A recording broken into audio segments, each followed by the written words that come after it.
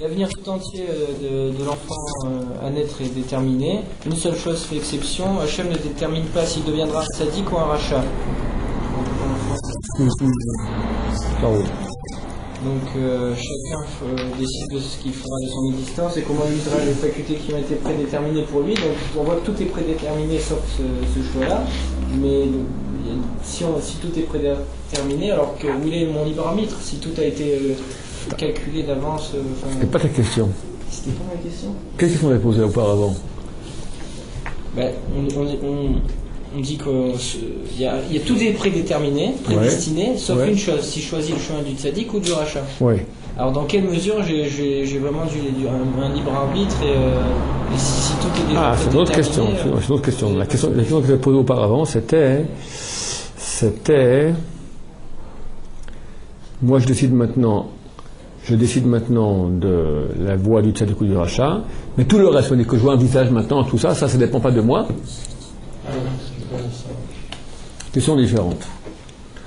Alors, on va traiter les deux. D'accord? C'est deux questions basiques, importantes, qui reviennent souvent. Par qui on commence? La première. La première qu'il a posée? Ok. Alors, question bateau, que pose le Rambam, quand même. Si Dieu a créé un être unique dans tout l'univers, qui est comme Dieu à certains égards, qu'il est responsable et libre de choisir de ses actes, d'une partie de ses actes. Pas tous nos actes, nous sommes libres de choisir. C'est une partie qui ne dépend pas de moi. Je ne peux pas choisir que mon corps batte ou pas. Je peux pas choisir d'être malade ou en bonne santé dans les choses qui ne dépendent pas de moi. Si je vais par moins 30 en maillot de bain, il y a des chances que j'attrape une pneumonie. Ce sera oui de ma faute. Mais si par exemple, je sais pas, quelqu'un qui a une maladie, je sais pas, qui lui arrive, chas shalom, cardiaque, ou le poumon, ça aussi, c'est peut qu'il n'a pas conservé son corps en bonne santé, mais il y a une certaine mesure où nous savons que la maladie, des fois, ça te tombe dessus, tu ne sais pas d'où ça vient, et puis tu ne peux rien faire. Donc, dans ces choses-là, ça ne dépend pas de nous. Mais il y a une bonne partie des actes de l'être humain qui dépendent de l'être humain. Et en cela, nous sommes uniques. Pourquoi? Dans le domaine minéral, végétal, animal, et même angélique, chez les anges, il n'y a pas de choix. Dieu est un, Dieu maîtrise tout, absolument tout. Même si maintenant un chien, on a l'impression qu'il va choisir, parce que tu lui fais une douce caresse, il bat de la queue, tu aboies, il aboie aussi, donc il a le choix, lui, de aboyer ou de battre de la queue. Non. Il a un programme. Quand on lui montre un nonos, il bat de la queue, ou quand on aboie, il aboie aussi. Il a des pulsions, il a un système d'éducation, une nature, c'est une nature, c'est un programme, et il ne peut pas aller contre cette nature. On peut dompter, mais ça c'est partie du programme aussi, qu'on peut dompter la nature. Le seul qui est capable, par un choix, de changer sa nature, d'aller contre nature, c'est l'être humain. On a vraiment des choix. Attention, il ne faut pas se tromper, des fois les choix sont entre les pulsions. Là, je ne suis pas différent qu'un animal. Le matin, je dois me lever pour aller au travail. J'ai une pulsion qui me dit reste au lit. Maintenant, j'ai une autre pulsion. Je dis bien au travail, tu vas comprendre pourquoi. Maintenant, j'ai une autre pulsion qui me dit lève-toi.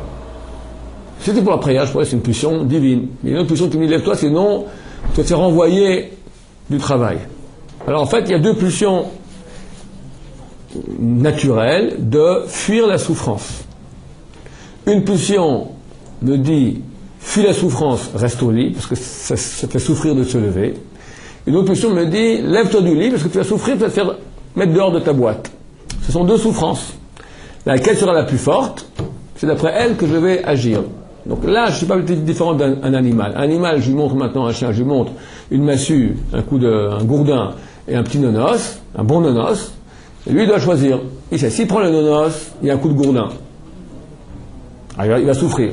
Maintenant, si il fuit le coup de gourdin, il ne prend pas le goût de gourdin, mais il n'aura pas le nonos non plus. Donc il va souffrir de ne pas avoir le nonos. Alors regardez, où est-ce que j'ai plus de souffrance? En disant non au nonos, mais je n'ai pas de gourdin, Ou disons oui ou nonos, mais je dis oui un gourdin. Où est la plus de souffrance? Donc, on s'en va exactement au même. Nous, très souvent, on va fonctionner comme un animal au niveau de la pulsion qui est la plus forte. Ça, c'est pas un choix, ça c'est rien, c'est un programme animal. Quand je parle de choix, en cela l'être humain est semblable à Dieu, c'est quand j'ai un choix entre ce que dit ma pulsion animale et ce que dit ma raison, pas pour des raisons de souffrance, pour des raisons de vérité. Par exemple, maintenant je peux mentir pour me sortir d'affaire. Et j'ai une chose en moi qui me dit, il faut être honnête. Je ne mens pas. Je peux pas faire une affaire, je suis dans la vente au téléphone, tout ça, je suis en télémarketing, et je peux un peu arrondir les angles. Et là, j'ai le contrat qui me dit c'est pas honnête. C'est pas une pulsion animale, c'est une pulsion divine qui me dit c'est pas droit. Personne ne saura, je vais pas me faire traduire en justice à cause de cela, rien. Au contraire, je serai gratifié, mon boss au boulot va me donner un avancement, et une prime. T'as beaucoup de pulsions qui me disent vas-y, vends, coûte que coûte. Puis j'ai une chose en moi qui me dit c'est pas droit. Là il y a un choix. En cela nous sommes uniques. En cela l'être humain est unique sur Terre, qu'il a une pulsion animale, sentimentale on va dire, et la raison. La raison qui fonctionne d'après vrai-faux. Le sentiment fonctionne d'après j'ai envie, j'ai pas envie, c'est agréable, c'est pas agréable. Jamais la raison fonctionne d'après agréable, pas agréable, elle fonctionne d'après vrai-faux. Qu'est-ce qui est juste, qu'est-ce qui est faux. Donc l'être humain, il a choix. S'il a choix, ça c'est une base du judaïsme. Nous sommes responsables et libres de nos choix, en tout cas dans les choix qui sont, ça s'appelle Hirat Shamayim, tout dépend du ciel. Chutz mi Hirat Shamayim, sauf la crainte du ciel, ça veut dire tout dépend du ciel.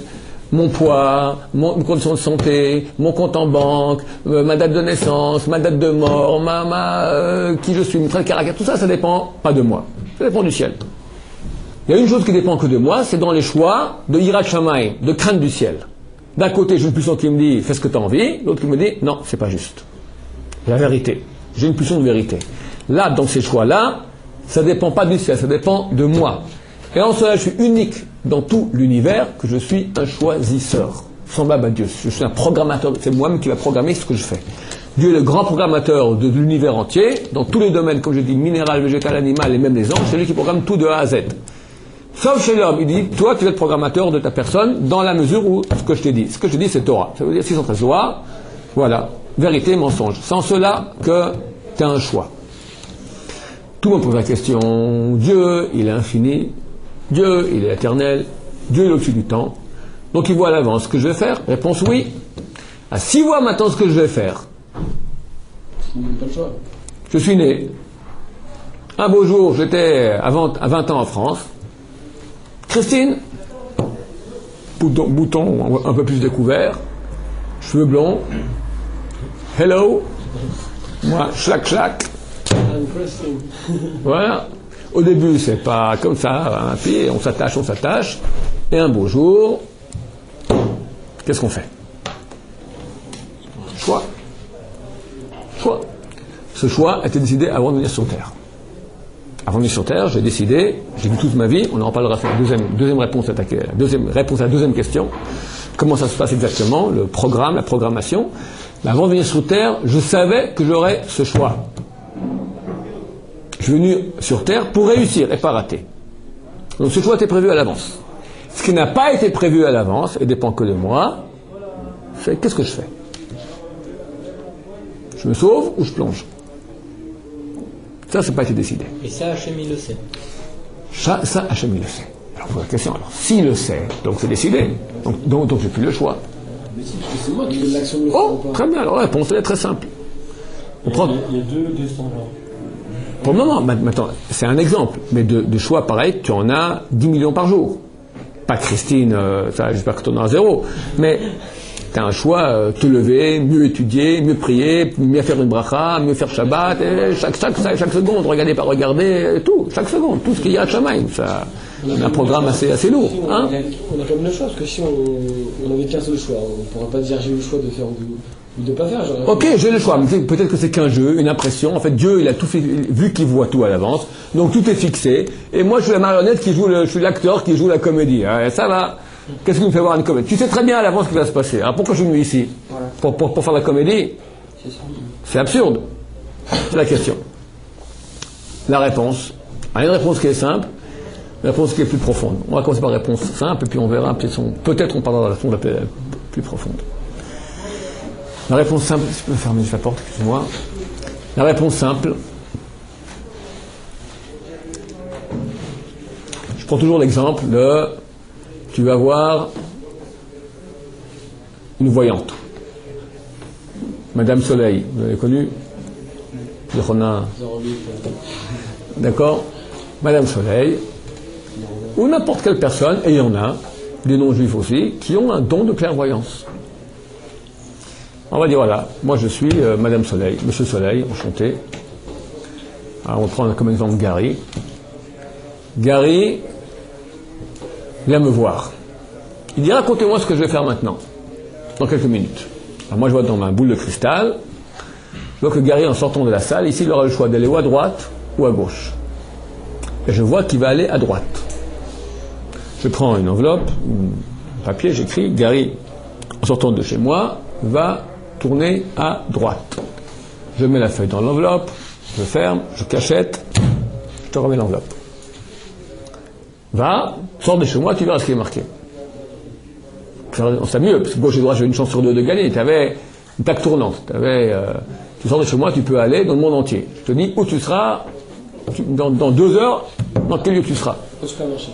Au supermarché, 48 rue Intel. Je marque ça. Je te donne l'enveloppe. Donc toi tu sors, tu dis qu'est-ce que je fais? Je peux aller à gauche, je peux aller à droite, je peux aller au supermarché. Tu décides, je vais au supermarché, 48 rue Intel.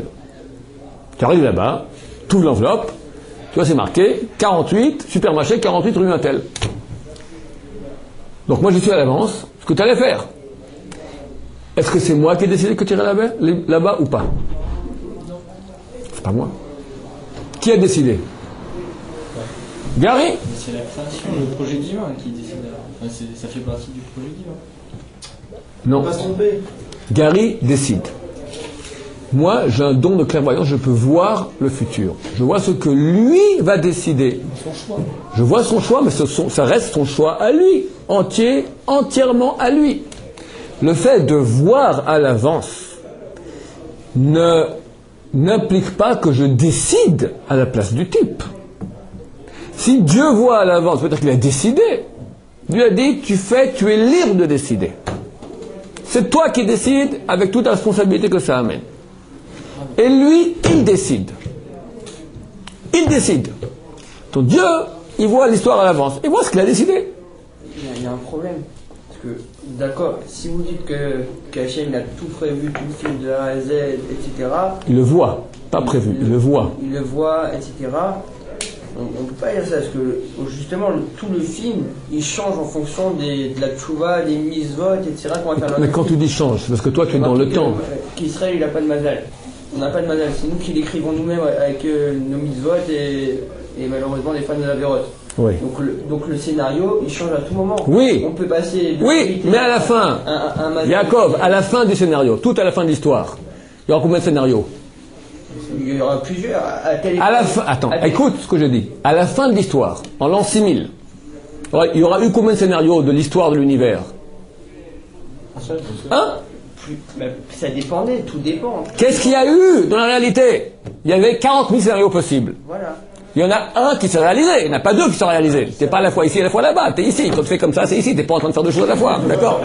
Tu fais une chose. Maintenant, nous saurons ce qui s'est passé à la fin. Dieu, parce que nous on est dans le temps. C'est ça, ça commence ici, ça finit là-bas. Ça commence. Moi je suis ici. Alors, ce qu'il y a eu dans le passé, je connais le scénario. Ce qu'il y a, j'ai 40 000 scénarios possibles. Il y en a un qui sera vrai. Je ne peux pas savoir ce qui va se passer. Quand je serai ici, je saurai le unique scénario qui s'est passé. Dieu, il est ici. Dieu, il est capable, il est au-dessus du temps. Il n'y a pas juste du passé, présent, futur. Le passé, c'est le futur. Donc lui, il sait là ce que tu as fait. Ça peut encore être... Parce que nous, on est dans le temps. Lui, c'est ce que j'ai fait. C'est pour moi ce que je vais faire. Pour moi, c'est du futur inconnu. Pour Dieu, c'est du présent ou du passé. Ça revient au même. C'est pas du futur inconnu, parce que chez Dieu, il n'y a pas futur, présent et passé. Il y a au-dessus du temps. Donc Dieu, étant au-dessus du temps, il voit un scénario. Maintenant, il voit qui... 40 000 possibilités, et ensuite, une fois que l'homme il fera son choix... Attends, quand tu dis le mot ensuite, tu ne parles pas de Dieu. Il n'y a pas ensuite chez Dieu. Il n'y a pas ensuite. Il y a maintenant. Maintenant, il y a tout. C'est une notion un peu difficile qu'il faut ingurgiter. Dieu, c'est pas nous. On n'est pas dans le temps. Nous, on est dans le temps, lui au-dessus du temps. Mais justement, on vient de dire qu'il ne contrôle pas notre libre arbitre. C'est juste. Donc s'il ne le contrôle pas, il ne peut pas savoir si on va prendre cette option-là ou cette option-là. Mais attends. Moi, je sais maintenant. Regarde. Attends, regarde. Voilà, on va faire. Regarde, attends, on va faire un exemple. Tu vas bouger, mets ta main comme ça, tu vas bouger un des doigts, celui que tu veux. Un. Voilà, l'index. D'accord? Maintenant, moi je sais maintenant, après que tu aies fait ça, que tu as bougé l'index. Avant, tu avais le choix de bouger les 5 doigts. Avant, il y avait 5 scénarios possibles. Après, il n'y en a plus que 1. Avant, je ne savais pas. Après, j'ai su. Attends, si, quand je suis avant, je peux voir dans le futur, être dans le après. Moi, avant, je suis déjà dans le après. Donc, je sais maintenant ce que toi, tu as décidé. Dieu, avant, il est dans le après. C'est la seule notion qu'il faut comprendre. Dieu n'est pas un homme. Dieu, c'est Dieu. Donc, Dieu, il est avant, aussi dans le après. Chez lui, le temps n'existe pas. Il est au-dessus du temps. Le temps, les physiciens aujourd'hui disent ça. La physique dit le Big Bang. Quand il y a des gens qui disent que c'est passé avant le Big Bang, il n'y a pas de avant. Parce que le temps commence avec la matière. La physique et l'astrophysique aujourd'hui, elle dit ça. Il ne peut pas y avoir de temps s'il n'y a pas de matière. L'espace-temps. Einstein, 1907. Avant, qu'il y ait matière, il n'y a pas de temps. Dieu, il n'est pas dans la matière. Donc, il n'y a pas de temps. Donc, il est au-dessus du temps. Donc, il voit avant ce qu'il y a après. Mais il voit ce que, quand tu as fait comme ça, c'est toi qui as voulu. Lui, il voit ce qui s'est passé. Il voit ce que tu vas faire, mais il le voit en tant que passé déjà. C'est une chose très simple. C'est ça. Voilà. Parce que tu l'as fait, alors... Tu sais pas la suite, lui, il l'a déjà. C'est un peu différent, oui, un peu différent. Là, le livre est déjà écrit, d'accord. Mais moi, en le lisant, je fais que faire ce qui est dans le... Donc, j'ai pas le choix. Là, c'est moi qui écris le livre. Mais lui, il sait déjà ce qui va être écrit. Il a déjà lu. Voilà. Voilà. Tout le film de tout ce qui s'est passé, on lui a donné avant. Voilà. Mais les gens croient, si le film existe déjà, donc j'ai pas le choix. Réponse, non, t'es entièrement libre de choisir de ce que tu fais. Moi, je vois. Mais alors Hachem, il n'a pas de satisfaction réelle de ses enfants. Quand on parle de satisfaction... Si on sait qu'un enfant, il... Alors, il y a un problème. Quand on parle de Dieu vraiment, il ne faut pas parler de Dieu comme des enfants. Non, on ne parle pas comme un enfant. Non. On est ses enfants dans la... Oui, j'ai compris. J'ai fait un petit jeu de mots. C'est-à-dire que c'est vrai que la Torah parle de Dieu de façon infantile. Parce que la Torah parle de choses qui sont tellement hautes qu'elle est obligée de parler des choses qui sont très hautes, elle parle avec des exemples. Tu verras que les plus grands secrets de la Torah sont toujours donnés dans des exemples qui ont l'air même grotesques des fois. Plus c'est haut, plus c'est habillé. Alors on parle de notion de satisfaction de Dieu. On parle de notion de colère de Dieu. On parle de faire plaisir à Dieu. Chas shalom. Il n'y a ni plaisir, ni colère, ni sourire, ni satisfaction. Ah quoi, c'est un mensonge? Non, c'est vrai. Ah, je te dis, pourquoi ça? Attends. Il y a 40 000 exemples. Attends, partout elle dit ça. Et Dieu il est en colère, il est triste qu'il y a eu, il doit tuer le déluge. Je dis, la Torah elle parle comme ça. Chas et shalom. Mais pourtant c'est marqué. On te dit non. C'est un habit. Dieu il est complètement intemporel. Dieu il est égal à lui-même. Il est un, sans différence, sans sourire, sans tristesse, sans rien. Dieu c'est infini, complètement simple, complètement unique. Il faut commencer à parler, c'est très profond, d'accord? C'est pas réducteur de dire simple? Non. Parce que quand une chose elle est totalement... Quelqu'un qui c'est plus de un deux hommes, quelqu'un qui est entier, qui a du caractère, alors qu'on dit quelqu'un de simple... Quand on dit quelqu'un de simple, on parle de quelqu'un exactement de simple. Mais quand on dit de Dieu qu'il est simple, alors de quoi on parle? On parle d'une unité tellement totale, tellement simple que quand il y a une complexité, c'est réducteur. Ça veut dire qu'il y a une limite. une complicité dans Dieu et une complicité dans complexité. ce qu'on a fait. Une complexité dans ce qu'on a fait nous. Non, je te parle maintenant. Quand je dis que Dieu il est simple, ça veut dire quoi? C'est pas un simplet. Chas Shalom. Ça veut dire que il est au-dessus de la complexité. La complexité, c'est réducteur. Il y a une chose qui est compliquée, une chose qui est très compliquée, une chose qui est très compliquée. Mais en fin de compte, quand il y a une chose qui est très compliquée, elle est finie. Quand une chose elle est infinie, elle n'a pas de limite, elle n'a pas de chose que tu peux saisir, il n'y a pas un morceau, il n'y a pas un bout, s'il n'y a pas un bout, s'il n'y a pas une chose, alors c'est complètement simple. C'est l'intelligence la plus grande qu'il y a, c'est l'intelligence, Dieu. Barour. Mais c'est même au-dessus de cela. Il y a pas, le mot intelligent ne peut pas même s'adapter à Dieu. Parce que pour l'intelligence, déjà, c'est comme s'il y a une pensée. Or, nous, quand on parle de Dieu, comme c'est marqué dans les livres, on ne même pas du nom de Dieu. Quand on parle de Dieu, on parle de Amitato et de Barach. On parle de sa vérité, béni soit-elle. Mais ce n'est même pas le nom de Dieu. Quand on parle de Dieu dans la Torah, alors on parle de... je donne un exemple.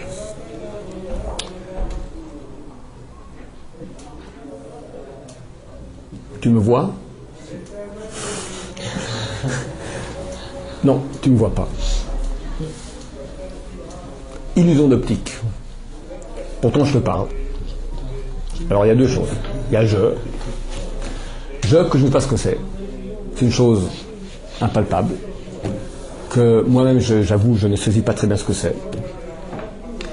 Et ce je va s'adresser à toi par le biais d'un écran extra plat, là, pas tout à fait extra plat, mais presque, d'accord?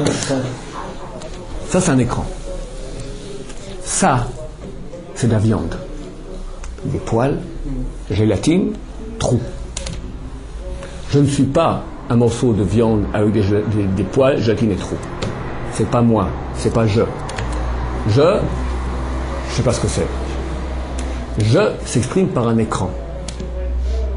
Et quand tu t'adresses à je, tu t'adresses à l'écran. Et justement, ce jeu, c'est peut-être la réalisation de notre Neshama à travers les yeux. J'ai pas compris. Je, c'est la Neshama. Justement, ce jeu, si la personne, et attention, à une condition, elle agit avec toutes ses paroles, le moindre mot, elle le dit avec sincérité et vérité, il n'y a pas plus grand reflet de Neshama et reflet. On démasque. Entièrement vrai. Reflet. Reflet. C'est pas Neshama. Je vois ta Neshama maintenant. Mais... Attends, je vois ta Neshama maintenant. Tu vois ma Neshama maintenant. Ouais. Oui. Non. Elle s'exprime. Tu la devines, tu comprends ce qu'elle veut. Elle sourit, elle est fâchée, elle est fatiguée. Tu vois, tu vois pas Neshama, tu vois l'expression Neshama. On va dire autrement. Tu as maintenant, aujourd'hui on peut parler par ordinateur, par MSN, tu peux parler à ta mamie. Bien sûr. D'accord? Tu parles à ta mamie maintenant sur MSN. Maintenant, moi je vois que tu parles d'une sorte de truc extra plat. Bonjour mamie, ça va bien? Il est mabou celui-là. Qu'est-ce qui lui arrive? Je vois que tu parles d'une sorte de truc tout plat, là, comme elle a dedans. Oui, ma mamie, combien elle pèse? 180 kilos? Excuse-moi, d'accord? Elle pèse 180 kilos. Là, dans ce truc extra plat, t'as rien compris. Ma mamie, elle est maintenant à Paris.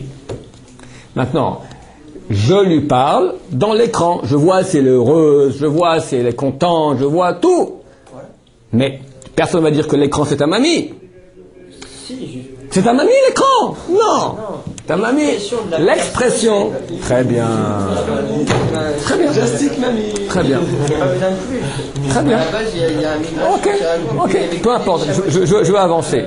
Nous sommes dans les corps. Nous sommes des expressions de notre intérieur, de notre neshama. C'est pour ça que D'accord. Je sais pas ce que c'est. D'accord. Nefesh, ruach, neshama. C'est quoi? Ok, un zlup inconnu, spirituel, qu'on ne voit pas. Un quelque chose spirituel. D'accord? On va dire, il y a le matériel, il y a des choses que je vois, des choses que je ne vois pas. Il y a un je que je sais qu'il existe, je sens qu'il existe, mais je ne le vois pas. Il s'exprime fort, comme tu as vu, c'est un morceau de chair, c'est un morceau de steak. Tu as vu comment? Un morceau de steak, c'est une trompette, Il s'exprime, c'est certain qu'il s'exprime. Mais ne croyons pas que la trompette, c'est lui. Lui, c'est l'écran. Là, ça c'est l'écran. L'écran, c'est pas lui. L'écran, c'est une expression de lui. Dieu, de façon très éloignée, mais ça ressemble un tout petit peu. Lui, dans sa amitato et bar, dans sa réalité vraie, en tant qu'elle-même, je ne peux pas savoir du tout qui il est, qu'est-ce que c'est, je n'ai même pas le droit d'en parler.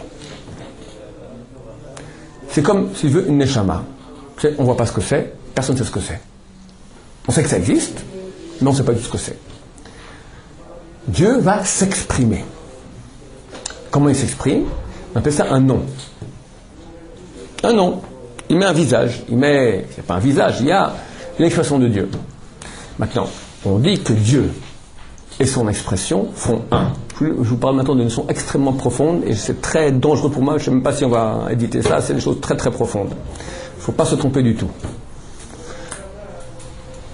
Moi et ma neshama, nous sommes différents. Parce que ma neshama, c'est pas mon visage. Mon visage, il exprime ma neshama, mais mon visage n'est vraiment qu'un steak. Il y a une certaine corrélation quand même entre le steak et la neshama, ce qu'on appelle, comme j'ai dit, panim, visage, c'est un des mots pnim, intérieur. Parce que l'intérieur s'exprime par là. Il y a une certaine liaison. Chez Dieu, la liaison qu'il y a entre lui dans sa vérité intrinsèque totale et l'expression de lui-même, c'est-à-dire son nom, c'est une totalité unique, on ne peut pas avoir d'unité plus grande que cela. C'est complètement uni.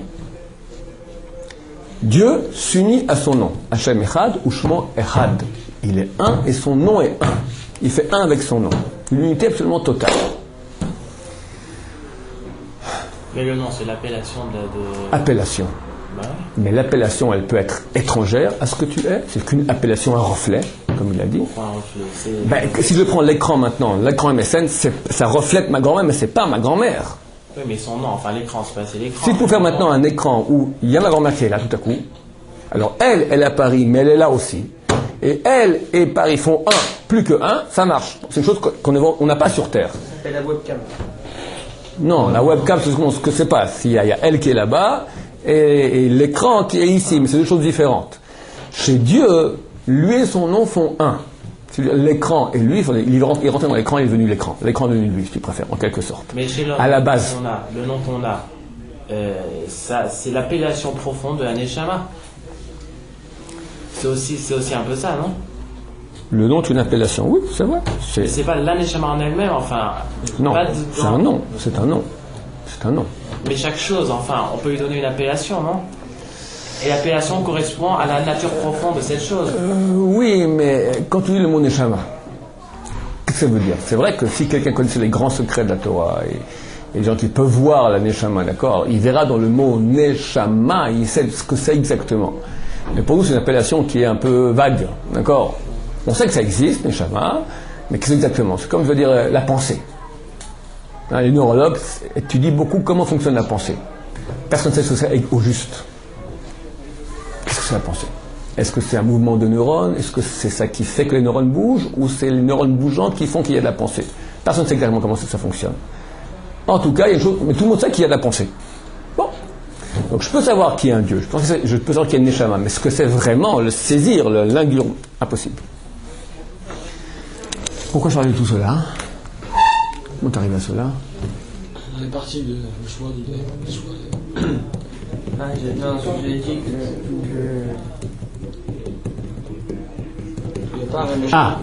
On parlait maintenant de satisfaction de Dieu. Alors, Dieu, dans sa vérité totale, il est impossible chez lui, vu qu'il est au-dessus du temps, vu qu'il est infini, vu qu'il est unique, vu qu'il est total, vu qu'il est simple dans sa totalité, il est impossible qu'il y ait chez lui ou satisfaction, ou désir, ou consternation, ou tristesse, ou colère. Quand la Torah parle de consternation de Dieu, ou de tristesse de Dieu, ou de joie de Dieu, elle parle de différents visages qu'a pris Dieu, différentes conduites qu'a pris Dieu. Mais c'est la conduite. C'est une conduite que Dieu a vers l'univers.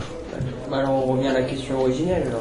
Si on dit ça, si vous dites que Dieu il a ni plaisir, ni angoisse, ni consternation, ni tout ça, on revient à la question originelle qui est pourquoi Hachem il nous a constitués, pourquoi Hachem il a créé. Ok, très bien. C'est une très bonne question. On en a déjà parlé ici. On va en reparler, c'est une bonne question. Mais on va pas tout mélanger maintenant. Je veux bien en parler, c'est une question basique dont il faut en parler. À l'époque de cette question, c'était justement que tout le but qu'Hachem a créé cette terre, c'est qu'il y ait la Torah et qu'on l'applique et pour que sa création se réalise. Oui, pourquoi tout ça? On va en parler. C'est une chose intéressante et profonde. Là, je suis en train maintenant de dire simplement, on voulait régler la question du temps. Est-ce que je suis responsable de mes choix, oui ou non? Si oui, comment c'est que Dieu, il sait? Réponse, le fait de savoir n'influe en rien sur mon libre choix. Dieu, il sait. Comment il sait? Parce que Dieu est au-dessus du temps. C'est-à-dire, s'il est au-dessus du temps, comment ça se fait qu'on voit qu'il agit dans le temps? Qu'à un moment il est triste, à un moment il est heureux. Je dis non, c'est pas lui. Lui, il est au-dessus du temps, rien à voir. Simplement, il va en fonction de nos actes dans l'infini. L'infini va commencer à intervenir dans le fini. Et il y aura une conduite qui va être une conduite de colère, de rigueur, de joie. Mais c'est pas de lui, Itbarar, que nous parlons, c'est de son nom, si tu veux. On appelle ça un nom. Elohim, on sait que c'est un nom de rigueur, c'est un nom de miséricorde. Alors c'est deux bonhommes? Non. C'est un qui une fois agit avec un sourire, une fois agit c'est le même, mais une fois avec tristesse. Mais lui, dans son entité, il est complètement inchangé. Chose très profonde, je ne peux pas trop m'étaler là-dessus, parce que quand on parle de Dieu, il faut comprendre qu'on parle d'une autre entité. On a tendance à vouloir comprendre Dieu comme on se comprend nous. Or, nous sommes quand même différents, quand même. L'être humain, notre image. Oui, dans une certaine mesure. Pas complète. Nous ne sommes pas Dieu. Nous sommes presque comme Dieu. Voilà. Bien sûr. Mais... Et donc, j'ai fait des corrélations. Il y a des corrélations. Il y a des corrélations, c'est vrai. On n'arrive pas à avoir une représentation mentale de ces notions. C'est ça, oui. Alors là, tu mets un point très intéressant. C'est le travail que nous faisons ici à la Yeshiva.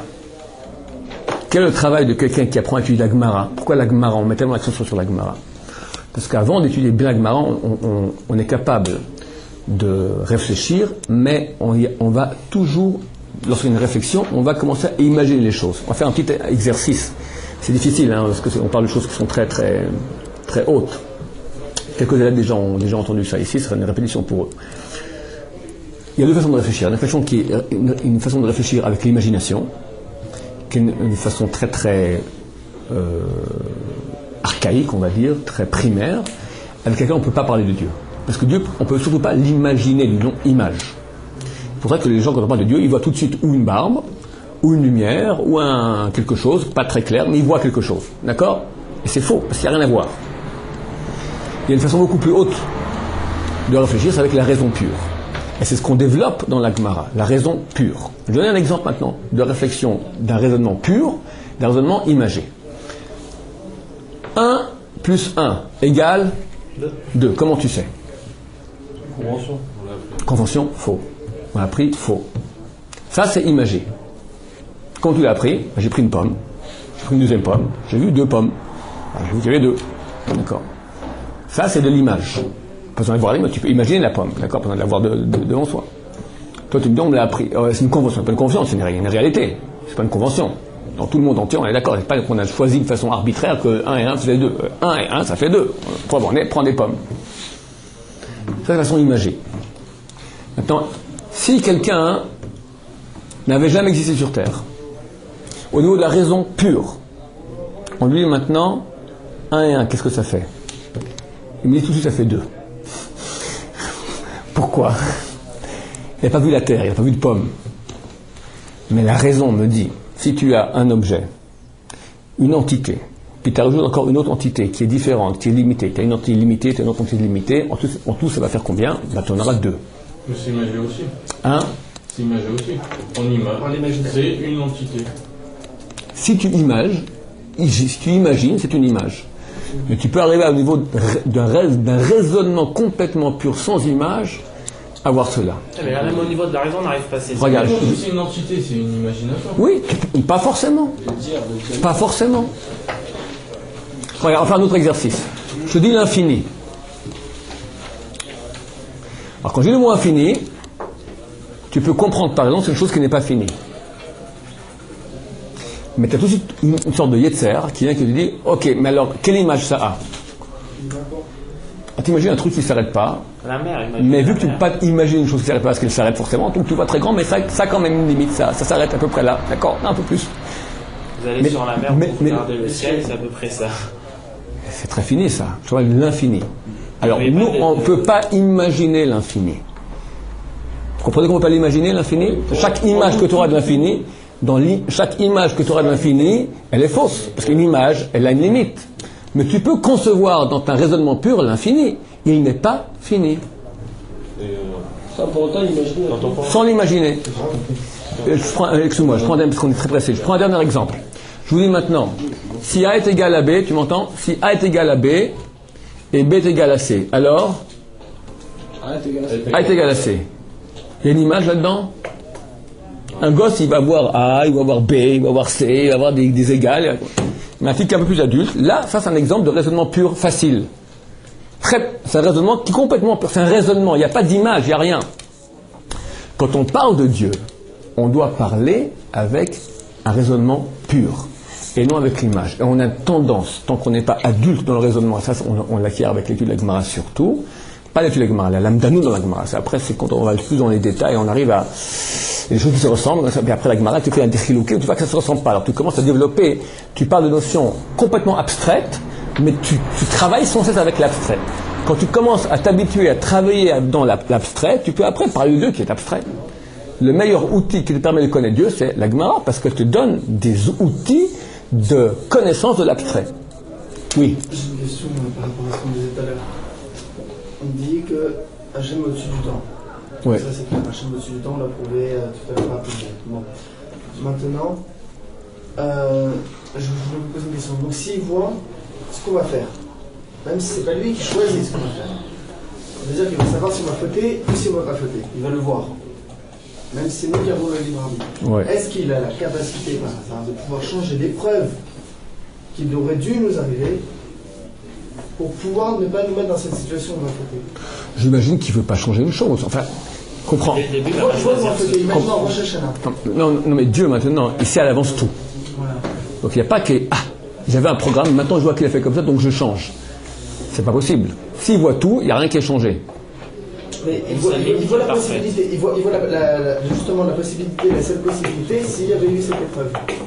Il voit que tu vas te planter. Voilà, il voit que je vais me planter. Et il dit, je ne veux pas qu'il se plante, Maintenant, donc je si change. jamais il se plante maintenant, C'est terrible. le jour du grand pardon, imaginons. Donc je on va change. débaucher. Donc je change maintenant le programme. Allez, je vais essayer de changer un peu de Mais c'est pas possible, vu qu'il a tout vu à l'avance. Donc il a vu aussi que tu allais te planter, donc il a changé. Donc le premier est le parfait. Il n'y a pas de nouvelles. Et sachant que moi je vous Par dis, contre- on fait nos choix avec lui aussi. Avant. Par contre, ta question, elle est beaucoup mieux si tu la poses comme ça que j'ai souri, parce que écoutez, presque tu l'as posée. Et quand je posais, on arrive à la seconde réponse. Pourquoi? Là, la réponse que je vous dis maintenant sur le temps, elle est simple. Il y a une beaucoup plus compliquée. Pourquoi? Parce que si on dit que le fait de voir ne signifie pas encore que je décide, il y a quand même une couche, il y a quand même une objection à faire. Alors si Dieu voit maintenant que j'avais un choix, Christine, pas Christine, et il voit à l'avance que je me plante avec Christine, pourquoi tu m'as fait ça? Après, c'est tu le dois ou pas le dois. Non mais il voit que je vais me planter. Pourquoi tu Ici, non mais il y a, Sinon, il y a un libre arbitre. Dieu veut qu'il y ait libre arbitre. Dieu me laisse maintenant des choix. Mais s'il sait que je vais me planter complètement, il le sait. Alors à quoi ça rime? Ah, mais c'est pour mieux apprendre ce qu'il Quoi prochaine fois? Il y a un. Hein? c'est là qu'on est forcé d'admettre qu'il ne sait pas si on va choisir Christine ou pas. Chas shalom qui sait pas. Mais Chas c'est qui shalom. choisit? Donc je repose la question maintenant plus fort. Vous voulez la réponse maintenant ou bien la prochaine fois? Mais pourquoi tu c'est pas lui qui a fait le. Je vous donne la réponse en petit, et puis vu qu'elle est très profonde, elle est très grande, vous ne comprendrez pas, puis tant pis. Moi je redis, d'accord? J'ai dit avant rapidement. J'ai dit, en fait la question ne se pose pas du tout. Parce que, comment je vais formuler maintenant la question? J'ai dit, Dieu voit à l'avance que je vais me planter. Alors où est l'intérêt de Dieu de créer maintenant un libre arbitre, sachant que je vais me planter et j'ai rien fait? On apprend dans l'école. Pardon? Parfois on réussit aussi. Il n'y a pas d'avance. Ça veut dire que, vu que Dieu est au-dessus du temps, il n'y a pas qu'il est là, il crée maintenant le monde, et il voit à l'avance toute l'histoire, et il voit que je vais me planter. Vu que Dieu est au-dessus du temps, quand il y a la création du monde, il y a à la même seconde, au même moment, simultanément, la fin du monde. Tu t'es pas Dieu, déjà. chez nous, on va prendre comme ça. J'ai le début du monde, toute l'histoire, la fin du monde. Chez moi, il y a un déroulement. Chez Dieu, il n'y a pas de déroulement. Tout a été fait. C'est au milliardième de nanoseconde, au même moment, tout s'est fait. Il n'y a pas de temps. Donc on s'est dit. Donc, au même moment, Dieu crée l'homme, au même moment, il crée les arbitres, au même moment, il crée que tu t'es planté, au même moment, il crée que tu as été puni, au même moment, il crée que tu as été réparé, au même moment, il crée que tout est terminé. Tout, on est hors du temps. Comprendre ça, il faut beaucoup plus réfléchir. Baruch Adonai, Amen, Amen.